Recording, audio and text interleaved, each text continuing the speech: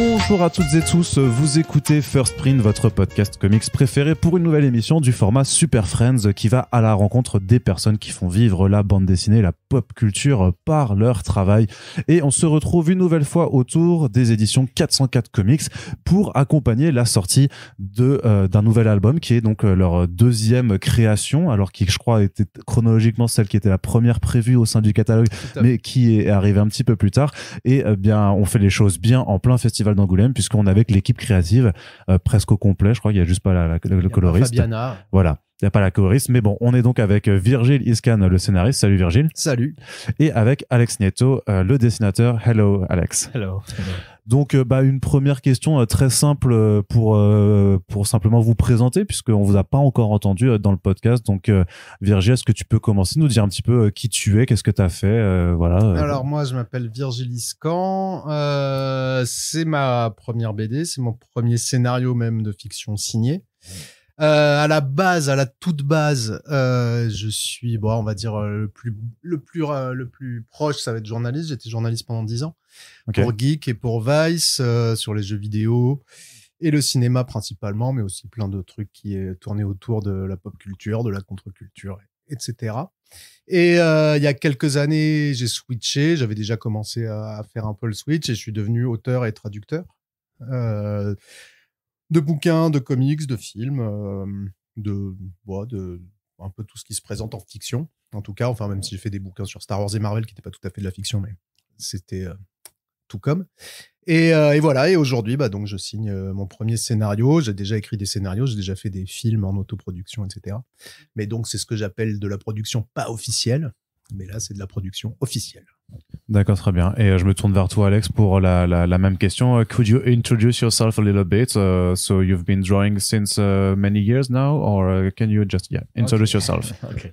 So this is Alex Nito, and yes, I've been drawing since I was a kid, like I think most of the drawers around the world.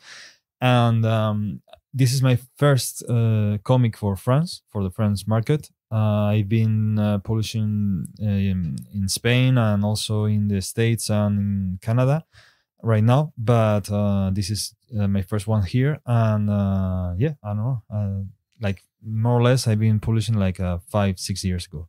Ok, très bien. Est-ce que vous pouvez un peu m'expliquer d'où vient l'origine de ce projet alors? Donc on parle de Big Under, le premier tome, donc sous-titré Catacombes, donc une histoire d'adolescents en fait dont l'une de leurs amies en fait est portée disparue et dont on soupçonne en fait que la disparition a peut-être un lien avec des choses qui se passent dans les catacombes depuis le 18e siècle. Donc tu ou voir avant, ouais c'est vrai, remarque. Et donc tu revisites un peu complètement en fait ce qu'on croit savoir de notre belle capitale. Virgile, est-ce que tu peux donc nous expliquer les racines de ce projet? Les racines du projet, en fait, elles datent d'il y a une vingtaine d'années où j'avais développé c'est un peu sinueux comme truc. Mais vas-y. C'est pas forcément inintéressant.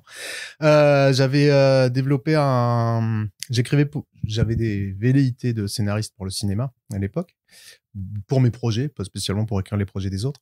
Et j'avais écrit une adaptation d'une BD qui s'appelle Ténébrax. Je sais pas si tu connais. Une BD de Loeb et Pichard qui était parue dans Pilote et Métal Hurlant, il me semble, pas me tromper, qui avait commencé dans Pilote, qui avait fini dans Métal Hurlant. Un truc qui m'a vachement habité toute ma vie parce que j'avais lu un extrait quand j'étais petit dans une encyclopédie anthologique de la BD et qui m'avait vraiment fait faire des cauchemars et tout, des planches très très cauchemardesques dans le métro parisien avec des rats géants. Et une super histoire psyché, je l'ai découverte dans son intégralité bien plus tard. Et j'en avais écrit donc une adaptation que j'avais le désir de vendre pour faire un film. Ça avait capoté. Et enfin, j'avais pas cherché beaucoup non plus. Et en fait, j'ai poursuivi ensuite ce truc sur les souterrains, en me rendant compte qu'à l'époque déjà, il y avait pas beaucoup de trucs qui avaient été développés autour des catacombes et du fantastique un peu Lovecraftien que j'aimais. Et je trouvais ça fou, quoi, parce que ça s'y prête tellement. Et foutre Paris là-dedans, au cœur d'une espèce de mystère, de grands anciens, etc., ça me plaisait bien. Et j'ai découvert à cette occasion, en me renseignant un petit peu, l'existence de l'Inspection Générale des Carrières, qui est le service officiel des gens qui s'occupent du maintien des carrières et des catacombes et du bon entretien. de tout ça. Et je me suis dit, putain, ce serait génial de faire un film, de faire un scénar où ces mecs-là sont au cœur du truc, un truc réaliste donc, enfin, tu vois, sur vraiment leur boulot, et les confronter à une espèce de mystère fantastique, horrifique, qui se déroulerait dans les catacombes. Et donc c'est parti de là. Je l'ai pas abouti à l'époque, ce truc, c'est resté un projet vague. J'ai repris ce scénar il y a quelques années parce que mon fils voulait faire un jeu de rôle et que je me suis dit, bah tiens, il y a ce truc qui permet de faire un truc à Paris chouette. Et comme c'était la tendance Big Under, j'allais dire non, Stranger Things, à l'époque, et c'est pour ça que mon fils avait voulu faire un jeu de rôle, bah j'avais foutu des adolescents qui étaient pas du tout là à l'origine, parce qu'à l'origine c'est vraiment des histoires d'adultes.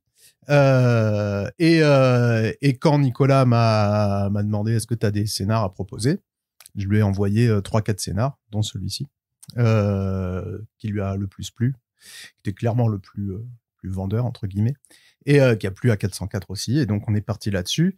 Et la question, si c'était pourquoi ce projet, bah pour ça, parce que des catacombes à Paris, histoire fantastique, bah, en fait, il n'y en a pas eu 1000. Et moi, ça me semble une évidence. Et depuis 20 ans, ce qui est complètement fou, c'est que bah il n'y en a pas eu beaucoup plus qui ont été faites. Je trouve ça hallucinant. Donc, bah, tant mieux pour moi, parce que ça m'a permis de le faire en me disant, bon, bah, il n'y a pas eu grand-chose avant. Il y a quelques trucs, hein, mais qui sont assez anecdotiques, je trouve. Je dis pas que j'ai le fin mot sur le mystère des catacombes dans un truc fantastique, mais au moins, là, j'ai l'impression qu'il y a un truc qui peut se passer un peu conséquent avec cette histoire-là. Mais c'est quand même du coup un scénario qui a beaucoup évolué ou changé, parce que si ça remonte à une vingtaine d'années... Il a pas tant évolué que ça, parce que en fait la grosse évolution, c'est de foutre des adolescents dedans et de les mettre au cœur de l'histoire. Quand on en a parlé avec Nicolas, il a été question qu'on saute la partie sur l'IGC. Je voulais vachement développer des trucs politiques autour d'eux. Il y en avait un peu trop. J'en ai écrémé, mais je voulais pas du tout les virer intégralement. Il fallait qu'ils restent. D'abord parce que c'est le cœur du projet et que moi je suis hyper content de faire découvrir cette histoire d'inspection générale des carrières aux lecteurs, parce qu'on sait pas. Enfin, moi c'est un truc que j'ai découvert, j'étais hyper content de découvrir, et c'est un truc qu'on connaît pas, quoi, l'inspection générale des carrières. Et j'aurais bien aimé pour le bouquin faire un peu une partie vraiment très documentée sur leur boulot et pas l'aborder de manière fantasmatique. J'ai pas eu l'occasion de le faire, donc ça reste, vous allez pas voir un vrai truc, je pense. Enfin, j'aimerais bien avoir leur avis. C'est pas du tout comme ça que ça se passe, notre travail. Mais les histoires un peu politiques que j'ai juste glissé là-dedans, je pense que des trucs auxquels ils pourraient être confrontés aujourd'hui. Et donc voilà. Et il y avait aussi ce désir de mettre d'un côté les ados, mais que des personnages adultes avec leurs petites histoires d'adultes de 2022-23 soient aussi intégrés, parce que quand on va s'attaquer à de la fiction parisienne, et c'est vraiment ce que je voulais faire, c'est un élément de cet imaginaire parisien qui passe par le cinéma, évidemment, et le cinéma de la nouvelle vague et la post-nouvelle vague, et par des trucs qu'on n'aime pas forcément, mais moi que j'adore, ou que je déteste adorer, ou que j'adore détester, mais que ce soit à partir de Stage, de Rivette, après post-Assayas, des Pléchins, etc. Des trucs, moi, que j'adore et que j'ai envie de foutre dans ce genre d'histoire. J'en parle, j'ai pas la prétention de faire tout ce que j'ai cité jusque-là, quoique Assayas, peut-être je pourrais arriver un peu. J'aime pas trop. Mais il a quand même fait nourrir un truc autour de l'imaginaire parisien qui est vraiment chouette. Et ben j'avais envie de le mettre dedans, quoi, parce que fallait que ce soit un truc parisien un peu complet, donc forcément on allait en passer par là. Très bien, merci beaucoup. Je me retourne vers toi de nouveau, Alex. How did you board the project Big Under? Okay, so well, I got the script, and I really first when I knew it was set in Paris, the story, I really were into it because I really like the city. I've lived there, and I had some kind of special relationship with the city, so I really wanted to do a story about Paris. And then what really got me into it is what was the characters are a group of friends, like teenagers, and they really have a really good relationship in between them, but also they have their issues, like they have some like the main character with her parents, and also with her friends, that they have some issues during the comic, and that was interesting to me, like to explore characters more than what I've been doing in the past. That was more like maybe a big sci-fi story, but more focused in the some kind of war or something, not so much in characters. And that was the main thing that I really liked, and also that I didn't knew about the catacombs, because I don't know why. In Spain we don't know that, and I live there, and I've been also visiting Paris a few times, and I never went to see them. So was something that I really found interesting, and I would like to, and that type of thing, that when they mix historical facts and imagination, fiction. Fiction, is something that I really like, to mix that. But so did you get to visit the catacombs? Not yet. Not yet. Still not yet. Bah, le truc, c'est que l'album s'est vraiment développé au moment du Covid. Yes, et donc, quand il a été question de faire venir Alex, parce que j'ai tout de suite dit à Nico, bah, il faut qu'on le fasse venir pour voir les catacombes. I've got some books for you. I forgot to pick them because it's been so long. But next time I get to think about it, I get like 3 books with the pictures and stuff of the catacombs, the history of catacombs. Mais bah, c'était pas possible en fait, parce que le confinement est tombé très vite. Donc d'un côté c'était pas possible de faire venir Alex, de l'autre les catacombes bah, c'était fermé. Donc voilà. Ouais, d'accord. Et is it hard to design teenagers as characters? What were the instructions maybe you got from Virgil, or did you decide by yourself how they would look? No, I think he gave me some guidelines for the characters, and I started to do some sketches, and we were like saying, "No, this is good. More like this one, more like this." So the thing it was that they had to be different from each other, because they have to be recognizable, but in some kind of way they have some kind of similar look, because the idea is that since they are friends and they are very close and like a family, they kind of, in a way, they look similar, because for me the idea was that that they were like the weird ones from the school, that they find each other to help each other and be a group. So yeah, but more or less we did it just very fluid, like. Ouais. Yeah. C'est un peu de voir comment vous avez travaillé cette relation. Bah, le truc c'est qu'en fait effectivement j'ai donné des petites consignes à Alex. Que tu connaissais déjà du coup alors? Du tout. En fait c'est Nicolas, l'éditeur. Quand je lui ai présenté le scénar, il m'a demandé qu'est-ce que tu voudrais comme genre de dessin. Je lui ai filé 2-3 noms. Je connaissais pas Alex. Je me souviens que j'avais parlé de David Aja, que j'avais parlé de Tardy, évidemment, que j'avais parlé de Mignola, bien sûr, parce que quand tu vas faire de l'horrifique Lovecraft dans les catacombes, bah, tu peux pas trop passer à côté. Et le premier dessinateur qui m'a montré, quelques semaines après, il venait de trouver son portfolio, je crois, dans une conve en Italie, il me semble. C'était Alex, et bah, j'ai fait, bah ouais, c'est mortel en fait. Alors, j'arrête pas de le dire depuis ce matin, donc à force, il doit savoir le dire en français. Mais tu vois, quand j'ai vu ses dessins, il y avait un mélange de, bon, évidemment, les clairs-obscurs de Mignola, mais beaucoup moins ciselé, et avec un côté fluide, moi qui me rappelait aussi Pendleton Ward, tu vois, le mec d'Adventure Time, que je trouvais bah, vraiment super. Moi, j'adorais ce truc, et ce croisement des deux, un Mignola beaucoup plus fluide, liquide, ça m'a vachement plu tout de suite, quoi. Donc j'ai dit ouais, go, bien sûr, c'est hyper bien.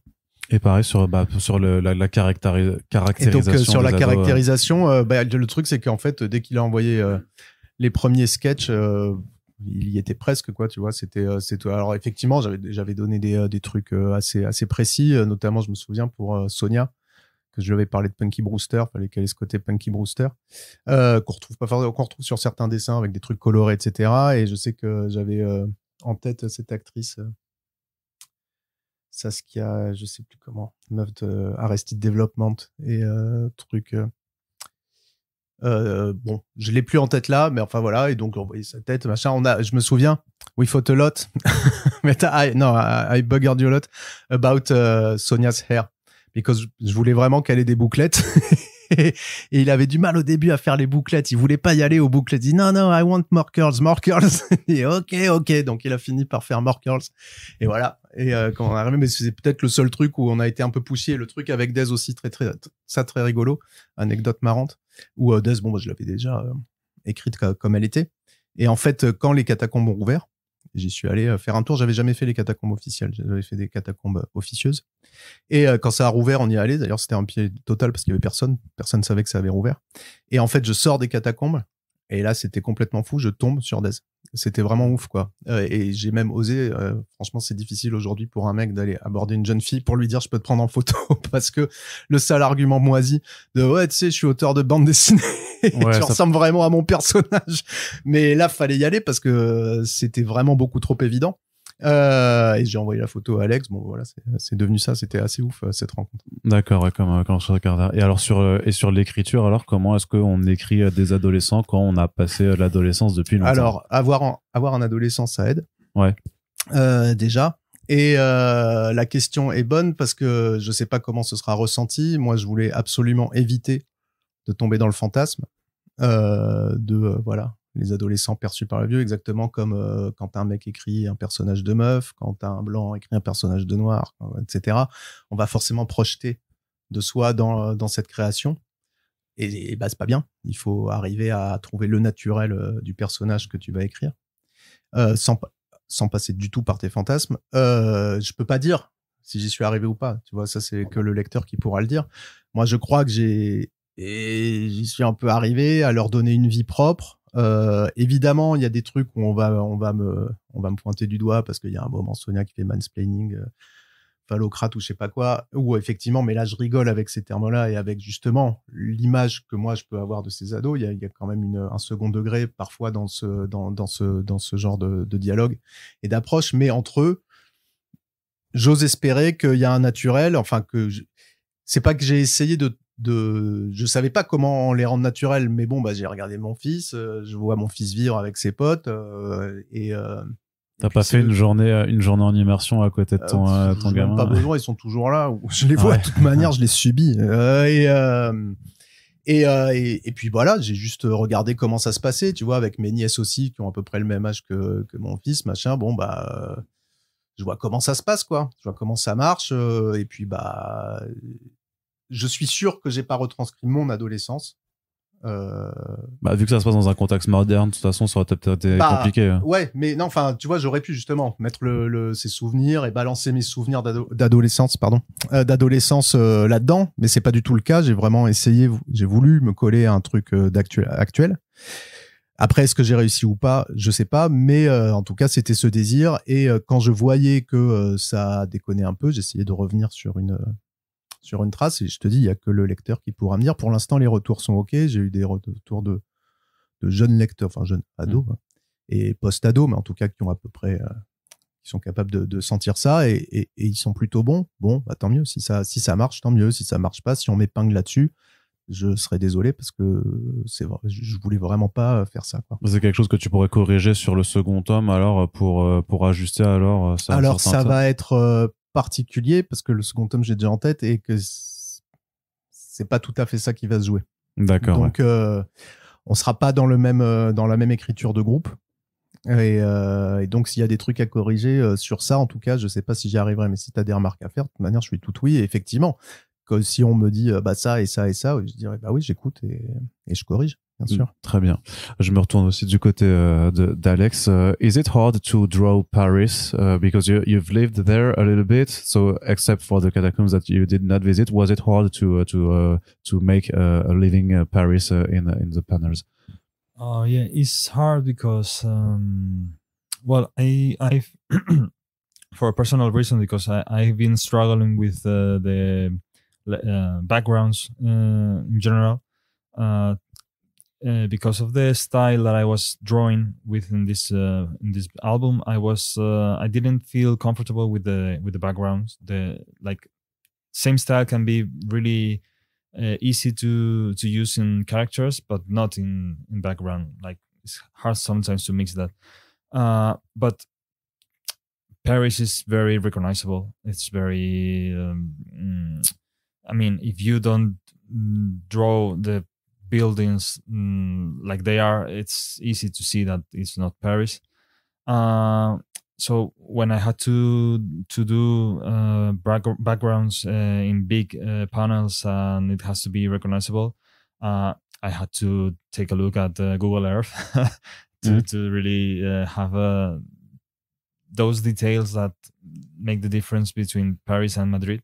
Because so yeah, it's difficult because of that. It's easier to, like, if you are drawing something and you don't have to really know where it's based, you can always be more you don't have to be really specific, and you don't have to focus on details. So it's always a challenge to do a particular place. Yeah, ça, parce que tu lui as donné des indications particulières de lui en disant bah ça faut que ça ressemble au 15e arrondissement. Il y a des trucs où j'ai dit, et il y a des trucs où j'ai dit non. Je me souviens notamment, il y a un truc qui est resté, c'est le lycée, the high school. Well, I remember I told you, the high school, and I told Nicolas also, the high school is not a Parisian high school at all. And I think we were a little late, so Nicolas said, it's okay, don't worry, it will be okay. Okay, it won't be a Parisian high school. And I remember I told you something about, but I don't remember what, where it didn't look like, but yes, it must have been around le premier casque qu'il m'a envoyé, the first panels that you sent. And I really recognized some kind of a Disneyland Paris. And I told you, no, you should do this and that. And the second one you sent me were really more Paris. Mm-hmm. Mais il y a un détail que j'ai dit et qui n'a pas été corrigé. Bon, c'est pas grave, il n'y a que moi qui le sais. Il y a un seul stop à Paris, historiquement. Un seul panneau stop. Et il est dans cette BD. Et il n'aurait pas de raison d'y être. Parce qu'il n'y a pas de raison qu'il passe devant ce panneau stop. C'est beaucoup trop anecdotique. Mais d'accord, bon, ouais. c'est pas très grave. Donc The stop sign. As I told you, there's just one stop sign in Paris. So it shouldn't be here, but well, it is. Alors, vous avez dans la BD le seul panneau stop. En même temps, c'est une œuvre de fiction. Donc, c'est peut-être une version un tout petit peu différente de Paris dans lequel il y aurait un autre panneau stop. Après 2024. In Madrid, we have a lot of stop signs, so it's something that you put. Yes, of course. In Paris, we have the red lights. Yeah. Un autre élément aussi, c'est le fantastique quand même, qui est très présent. Comment est-ce qu'on gère l'équilibre en fait avec cette dose de fantastique que tu veux mettre, parce que il y a ce côté effectivement truc caché sous la terre dont à la fin du premier tome on n'en sait pas encore beaucoup. Non. Et il y a aussi, et donc là je vous invite quand même juste à avoir lu la BD avant d'écouter la suite de ce podcast, parce que vous savez on va dans le fond des choses et donc on spoil parfois certains éléments, mais même sans rentrer dans trop les détails non plus, il y a aussi une forme de créature qui apparaît. Donc voilà. Oui, techniquement oui, trois d'ailleurs. Mais moi je pense celui qu'on voit sur. Il y a trois types de créatures différentes. Ouais. Dans la BD. Bah, moi je voulais parler. Il y en a une qui apparaît où ils sont trois. Et il y en a deux, il y en a un où ils sont deux, et il y en a un où il est seul. Voilà, tout ça. Bah, moi, je pense à celle qui est seule. Ouais. Du coup, et qu'on voit un petit peu sur la couverture, de voir justement comment tu jongles un petit peu avec ces éléments et comment tu les intègres en fait dans ton pari. Alors dans la mythologie du bouquin qu'on découvrira plus dans le second tome dès son ouverture a priori. Il y a un tas de trucs qui sont là, qui tiennent vraiment du fantastique cosmique et qui ont spoiler alerte, hein, mais bon. C'est vrai qu'on s'en douterait pas trop au début. Bon, c'est pas grave, j'ai spoilé, voilà. Et on a prévenu avant déjà. Ouais, donc, et non, mais enfin voilà, comme je l'ai dit au début, il y a un côté Lovecraftien dans cette histoire, donc évidemment on va parler d'horreur cosmique et d'entité un peu cosmique.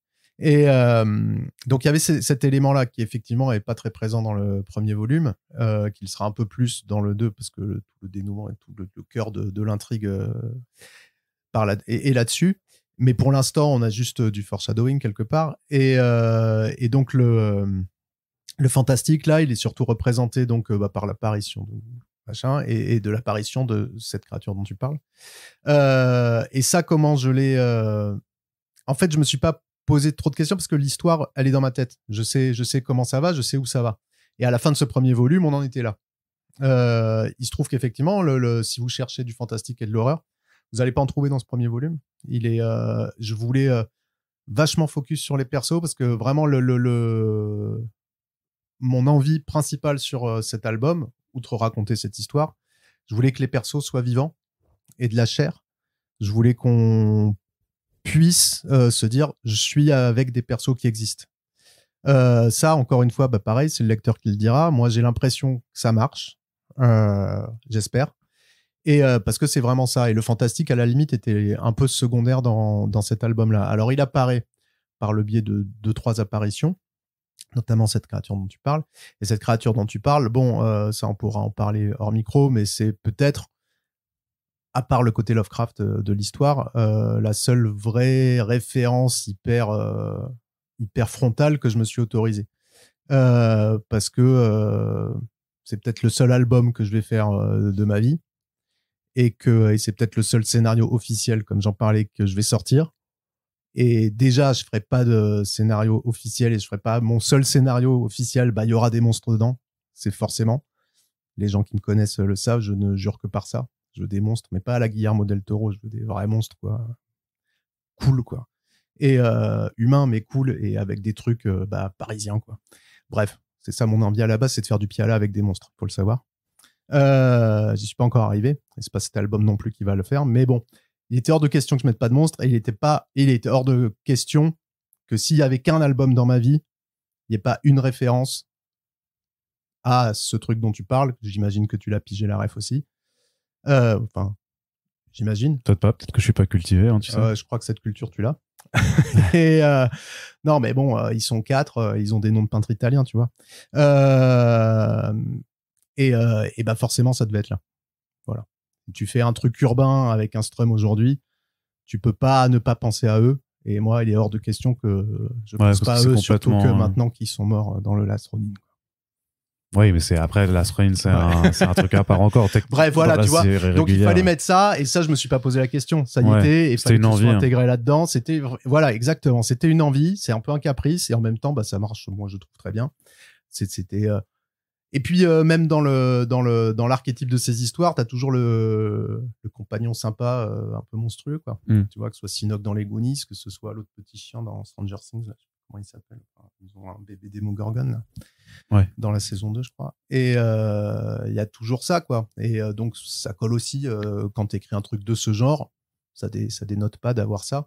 Et voilà. Okay, well, is it hard to draw fantastic elements or horrible creatures when you're also setting the story in a realistic place?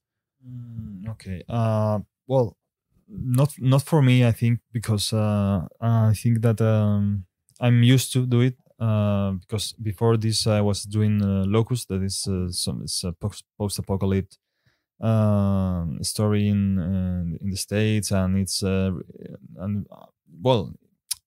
true that the cities are more or less destroyed, but at the end you have to do. I mean, I had to draw Brooklyn or Manhattan or whatever, and it has to be recognizable too. So, and there were a lot of creatures in that story, so I think I kind of practice there.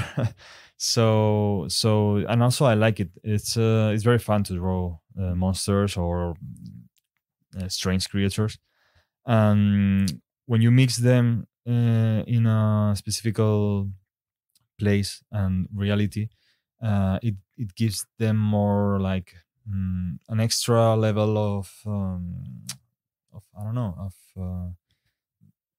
realness, you know. It's like if you put a strange creature in a strange world, you don't really feel like that might be true. But when you put it in your day life streets, it's more. I like it. That mix, I really like it. Yeah. And what's really striking is that when you've got the drawings with the fantastic parts, or when you're going into the catacombs, it really seems like you're a little bit changing your style to align more with someone who's called Mike Magnola. Mm-hmm. Was it an obvious choice, or? It is I think it's something that I can't avoid when it comes to do horror, or well, not horror. It's not a horror comic, but when it goes down to the catacombs, more or less, it tends to be more horror. I I naturally tend to go to black shapes and to go to an ambient like very dark, and of course Mignolet is a big influence, which I am trying to in my late works. I'm really trying to avoid, but I'm trying to get I'm trying to get from him the sense of shape and using of black to do the composition and the blocking of things, and but just that I'm trying to avoid all the rest, but yeah, sure, Mignolet is a big one. Ok. Je reviens sur le fait que tu as voulu t'attarder sur la caractérisation de tes personnages, et donc je peux te dire ça se ressent, en tout cas clairement. Cool. On est vraiment sur le fait là, mais justement t'as pas peur par contre que ça vienne un petit peu au détriment de justement d'une histoire qui donne pas grand chose en fait, qui encore est-ce que et c'est un peu le danger quand tu es sur un premier tome, parce qu'il faut quand même aussi donner l'envie de savoir ce qui se passe. Je suis super d'accord avec ce que tu dis. C'est un choix que j'ai fait. Encore une fois, voilà, on en a parlé avec Nico. Tu vois, tout ne serait-ce que tout ce que j'ai mis sur, il doit y avoir 6 pages et quelques, 8, peut-être plus pour moi. Enfin, mettons sur l'inspection générale des carrières, c'est des trucs qui auraient pu sauter. C'est des trucs en plus parfois qui touchent un peu à l'intime. On est parfois, enfin, je voulais retrouver un côté un peu Michael Mann dans ces histoires de couple. J'adore les histoires de couple de Michael Mann. Et c'est peut-être superflu, mais je trouve que c'est ce qui va donner déjà au projet une petite originalité, parce que c'est pas forcément ce qu'on attend quand on va ouvrir Big Under, un truc qui s'appelle Catacombe, un truc qu'on attend du fantastique et de l'horreur, etc. Et on va se retrouver en fait face à des gamins qui parlent entre eux, à qui il arrive pas énormément de trucs horribles, quelques trucs ou dans lequel le fantastique est vaguement présent. C'est sûr que ça va rusher un peu l'action du deuxième. C'est pas si mal. J'ai toujours tendance à comparer quand je faisais des moyens métrages. C'était un peu ça, imaginer un concert des Ramones où ça va très vite et c'est très intense. Le deuxième tome va vraiment être un peu comme ça. Où vraiment waouh, bon ok, c'est fini, peut-être enfin à voir, je l'ai pas encore complètement développé, mais ça risque de se passer comme ça, et c'est pas si mal d'avoir ce truc très lent au début et qui explose à la fin. C'est un choix, je l'ai peut-être géré maladroitement, je sais pas. Moi quand je le relis là, j'ai l'impression que ça ressemble à ce que je voulais. Je suis content de m'être attardé sur ces persos. Parce que je trouve qu'on arrive à la fin sur un cliffhanger où on fait oh putain, là il va se passer un truc, je crois, j'ai l'impression. En tout cas, je suis pas mécontent de mon cliffhanger. Et voilà, c'est un choix. Ça peut frustrer certains qui vont aller chercher du pur fantastique, mais je pense que chez certains qui justement seront ouverts à la surprise, ouais, c'est pas tout à fait ce que je m'attendais à lire. Quand je vendais des comics, et quand je lis des comics, d'ailleurs, de toute manière, j'ai toujours le grand écart ça a toujours été un grand écart entre l'indé et le mainstream. J'ai toujours cherché chez Marvel un truc un peu indé, un truc un peu différent. J'étais plus Marvel que DC, je suis plus Marvel que DC. Et dans l'indé, un truc qui soit pas total indé, total relou, etc., où il y ait un côté quand même, un dynamisme assez pop. Ouais. Et on va pas dire vendeur, mais si quand même, enfin un truc qui en tout cas accueille le lecteur. Pas un truc totalement aride, et parce que c'est dans cette zone grise qu'il va y avoir des surprises, qu'il va y avoir des trucs étonnants, qu'il va y avoir des trucs qui ressemblent pas à ce qu'on a lu, et je pense que ce premier album c'est un peu le fruit de ça aussi, de vouloir faire un truc un peu entre deux, ouais. Et je pense que certains ça plaira pas forcément parce qu'on veut ou bien du fantastique total ou bien de l'indé total, et quand j'en ai des comics, c'était dur de vendre de l'indé à un lecteur de Marvel et vice versa. Mais quand t'arrivais à vendre du Millard à un lecteur de Fantagraphics, c'était magique, tu vois. Putain, il se passait un truc. Et quand t'arrivais à vendre du Woodring à un lecteur de Marvel, il se passait un truc aussi. Et puis, quand t'écris, en tout cas, moi, quand j'écris, j'ai envie qu'il se passe un peu ce truc aussi. D'accord, ouais. Alors, comment ça se passe un petit peu votre relation de travail? Comment vous fonctionnez tous les deux ensemble? How was working your working relationship? How were you working together? Alex. Really bad. D'accord. No. Super. No, it was Well, since we were so far away, the thing is like I was sending the pages. I draw. Well, this comic book, I draw it in digital. So it was easy for me to do changes if they were needed, and in that sense, it was really easy. Like I send 5 pages or whatever, and he said, you have to change this. This may be better with this one. So I do the changes and no problem. Thing was like during the period of the drawing, I had back problems, really bad ones, and yeah, I still, but not so much because of swimming. So I had to go to that. But yeah, and that was the main problem that delayed the making of the album for because my idea was to do the color also, because I always do my own color, but because I couldn't stay at the desk drawing for like 5-6 hours, like normal days 8 to 10, so it was impossible. And yeah, that was a really bad part for me to work with that problem. Yeah. Ouais, c'est comme il dit, en fait, ça a été super fluide parce que comme je t'ai dit, dès que Nico m'a montré ses dessins, dès les premiers Cara Design qu'il m'a envoyé, j'ai vu que c'est bon, on était sur la même longueur d'onde, il comprenait le truc. Ouais. Il y a eu au début des petits réajustements à faire. Après, effectivement, il a eu son problème de dos, ce qui fait que là, ça s'est mis à se rusher et on pouvait plus trop faire de correction. Il y a notamment 2 planches, I don't know if you remember, where you mistook some characters for another. Et là, en fait, voilà, je peux te dire, je sais plus, il y a un échange à un moment dans les vestiaires de l'inspection générale des carrières où en fait, il s'est trompé de perso par rapport à ce qui était écrit. Je sais plus, vous le trouverez, c'est dans les vestiaires, il y en a qu'une. Hein. Je fais pas 10 000 scènes de vestiaires de l'IGC. Et là, ça a été un peu problématique parce que effectivement, il était trop tard pour reprendre parce qu'il y avait vraiment toutes les planches qui avaient été faites, etc. Et donc là, mon expérience de mec qui fait des films tout seul dans son coin m'a un peu servi parce que j'ai dit, on va faire comme quand je faisais avec des films, on va faire des hors-champs, des dialogues hors-champs, machin, des trucs.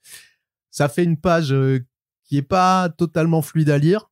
Et en même temps qui est bricolé, et moi j'aime beaucoup cet esprit-là, genre on va faire avec ce qu'on a, avec les plans qui sont faits. Ce qui est ça qui était marrant, en fait, on s'est retrouvé sur une BD où normalement effectivement on peut redessiner les cases. Bon là on pouvait pas, on n'avait pas le temps, donc on s'est vraiment retrouvé avec des plans ratés entre guillemets, et on va faire notre film avec, et on va se démerder avec les outils qu'on a. C'est un peu ce qu'on a fait sur cette double planche. Et finalement moi ça m'a fait marrer parce que ça m'a rappelé les trucs que je faisais il y a 20 ans avec mes films et mes potes où on bricolait des trucs n'importe comment.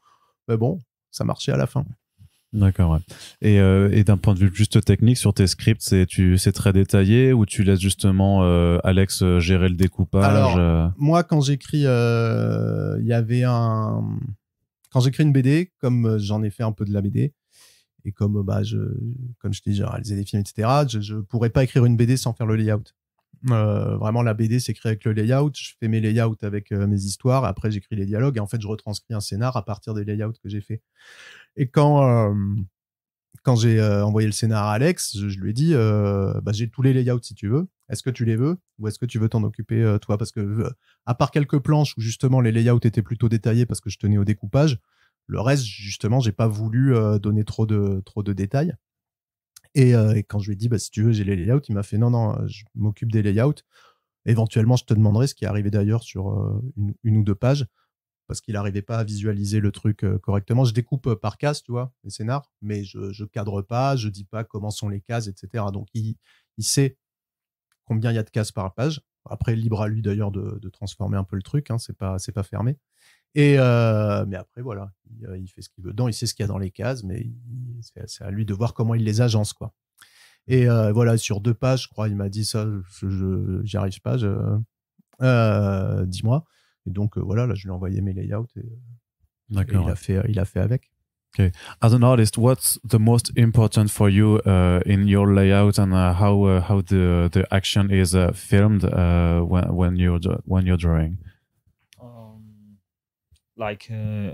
How important is for like what I received from the writer, or Yeah, now when you're studying a page, how do you choose your angles, your layout, the okay. breaking of the panels?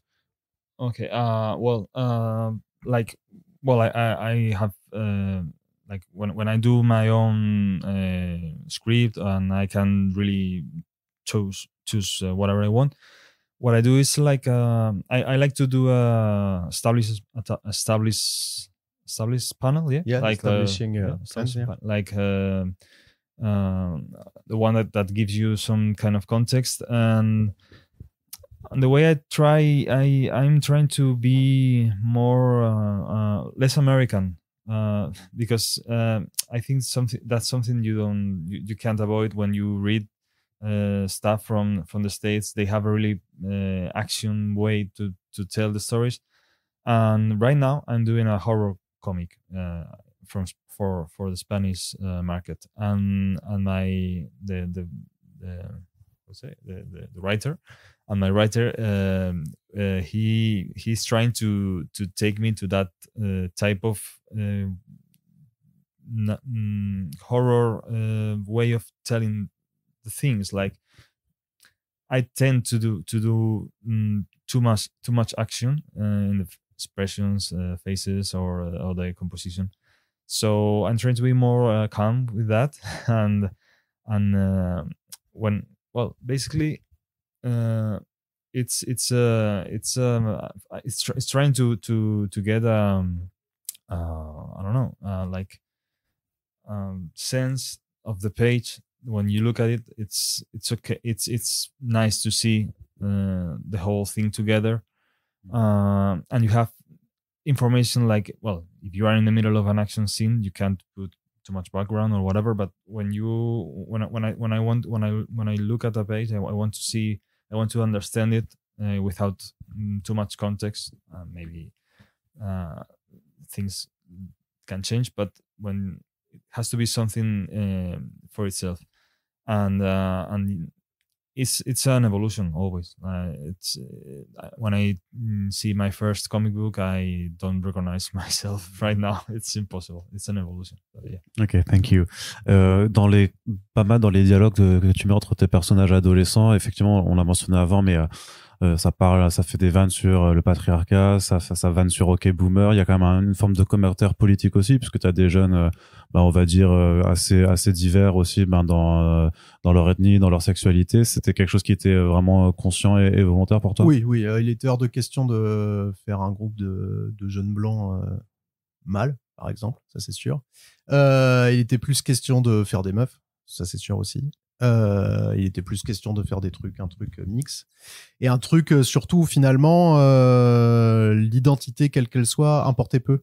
Comme je disais ce matin, il s'est passé 2 trucs au cours de la sortie, enfin marrants, que je retiens et qui m'ont fait vachement plaisir. C'est les premières images qui sont sorties. J'ai des potes qui ont cru que Sonia était un mec. J'ai trouvé ça super. Et tout à l'heure, un mec qui est venu faire une dédicace m'a dit, a dit à Alex, quel personnage tu veux, et dit, je voudrais la fille, en montrant Kim, qui est le seul gars du groupe. C'est parfait.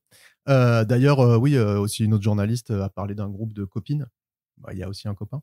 Ouais. Mais c'est parfait. C'est exactement comme ça que ça doit être perçu, en fait. Leur identité, leur genre, importe peu.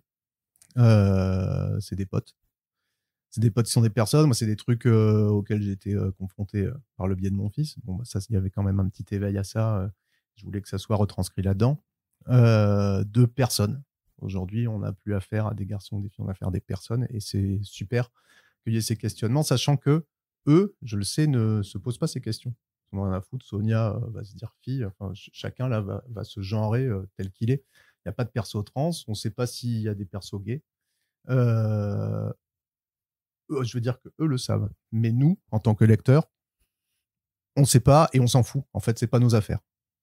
Voilà. Et je veux surtout pas que ça le soit, même si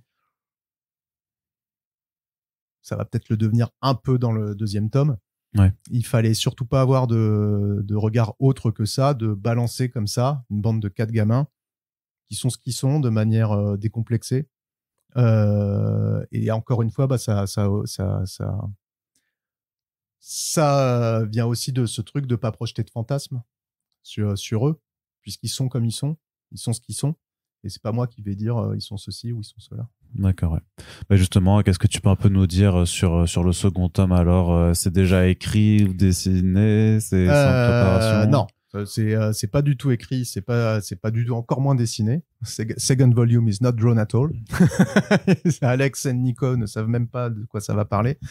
Je peux juste dire que ça va, que j'avais une fin qui était très ouverte sur un truc un peu délirant et c'était fun. Et en fait, il y a un truc qui, quand le premier quand les volumes ont commencé à apparaître, quand Nico m'a montré les layouts et tout, et que j'ai vu 1 sur 2, bon, ça m'a vraiment mis en face du fait que ça allait être en 2. C'est pas que je fantasmais, pardon, qu'il allait y en avoir 3. Mais bon, le truc de voir ce 2 comme ça, je dis, on peut pas finir sur une fin ouverte comme je le voulais, parce que le 2 sera une fin. Et là, ça a complètement switché dans ma tête. Et donc, le 2 va avoir une fin qui sera une fin.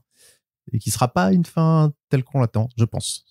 Que la fin du volume 2 va être surprenante, peut-être frustrante, peut-être pas naturelle du tout. Je l'ai pas encore écrite, je l'ai dans ma tête, je sais comment ça va se développer. Sur le papier, je verrai si ça marche ou pas. Moi, il me semble que ça va très bien marcher, mais ça va emmener le truc dans une sphère différente de son point de départ, ce que je trouve intéressant. Mais faut que ça marche aussi. Donc, si ça marche pas, je le ferai pas. Enfin, si je juge que ça ne marche pas, je le ferai pas. Si je juge que ça marche sur le papier, bah, faudra qu'on en parle avec Nico, parce que je suis pas sûr qu'il soit non plus super partant. Ça marche très bien. Bah, écoute, on verra a priori. En tout cas, voilà, ce que je peux dire, c'est que si vous êtes frustré d'acheter un truc qui s'appelle Big Under Catacombe et que vous avez 3 pages de catacombes là-dedans, sachez que le deuxième, qui s'appellera a priori, j'attends l'accord, mais bon, moi c'est le titre que je veux lui donner, Paris sur les bombes, il y aura autant de catacombes que là il y a de non-catacombes. Donc là, tout le deuxième volume se passera quasiment intégralement dans les catacombes. Très bien. Bah écoute, on a hâte de voir ça. Ça prendra le temps que ça prendra. Du coup, il faut le dessiner aussi, donc ça peut prendre un peu de temps encore. Mais on espère que vous pourrez le faire et qu'on pourra en reparler à l'occasion de sa sortie. Donc ça s'appelle Big Under 1 Catacombe. C'est disponible chez 404 Comics au prix de 17,90 €, donc dans toutes les librairies. Et puis Virgile, Alex, je vous remercie d'avoir été présent pour cette émission. Merci Arnaud. On vous rappelle que si vous appréciez ce podcast et les personnes qui viennent présenter leur travail, vous n'avez qu'à le faire savoir. Parlez-en autour de vous, parlez-en à votre libraire aussi. Si en plus vous avez lu la BD, dites-nous si vous avez lu la BD aussi après avoir écouté notre émission. Puis vous pouvez partager les podcasts sur les réseaux sociaux et nous soutenir également sur Tipeee pour qu'on puisse continuer de faire ces émissions de façon la plus régulière possible. Merci à toutes et tous de nous avoir écoutés. Puis je vous dis à très bientôt pour le prochain podcast. Salut!